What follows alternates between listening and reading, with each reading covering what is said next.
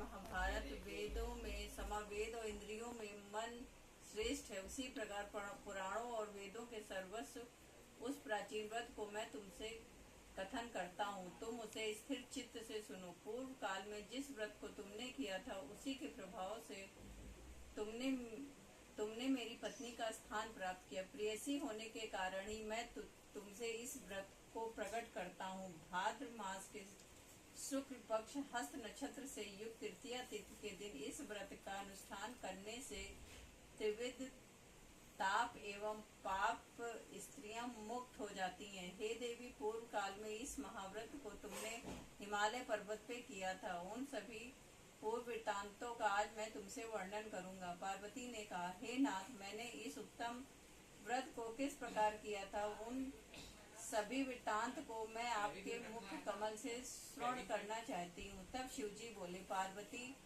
मैं श्रेष्ठ हिमालय नामक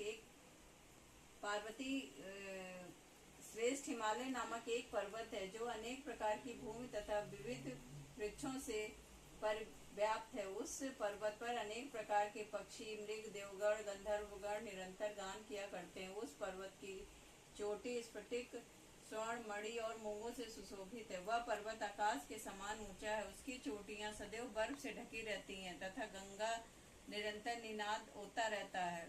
हे पार्वती, तुमने अपनी बाल्यावस्था में जिस प्रकार की कठोर तपस्या की थी, मैं उसका वर्णन करता हूँ। हे देवी, तुमने 12 वर्षों तक औंधी रह के धूमपान के द्वारा बिताया था। तुमने माघ के महीने में कंठ तक जल में निवास करके बैसाख मास के प्रखर धाम के पंचाग्नि सेवन करके श्रावण मास में घर से बाहर 12 वर्षों में भीग कर मेरी तपस्या निराहार रह कर की। तुम्हारे इस उग्र तप को देख के तुम्हारे पिता हिमवान बहुत ही दुखित एवं चिंतित हुए।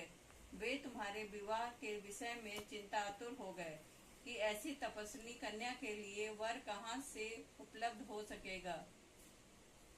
ऐसे ही समय में ब्रह्मपुत्र नारद जी आकाश मार्ग से तुम्हारे पिता के पास आए और तुम्हारे पिता उन मुनि श्रेष्ठ के पाद आसन आदि देकर पूजा की। हिमवान ने कहा, हे मुनिवर, आप हम अपने आने का कारण बताइए, क्योंकि परम सौभाग्य से ही आप जैसे महान भावों का आगमन होता है। उत्तर में नारद मुनि ने कहा, हे पर्वतराज, आप मेरे आने का कारण जानना चाहते हैं तो सुनिए। मुझे भगवान विष्णु ने आपके पास संदेशवाहक के रूप में भेजा है और कहा है कि आप अपने इस कन्या रत्न को किसी योग पुरुष के ही हाथ में अर्पित करें। संपूर्ण देवों में वासुदेव से बढ़कर अन्य कोई देव नहीं, इसलिए मेरी भी यही राय है कि आप अपनी कन्या भगवान विष्णु को सौंप के जगत में यशस्वी बने। नारद जी की बात सुनकर हिमालय ने कहा, यदि भगवान विष्णु इस कन्या को ग्रहण करने की स्वयं इच्छा की है तो मुझे कोई आपत्ति नहीं, क्योंकि आपकी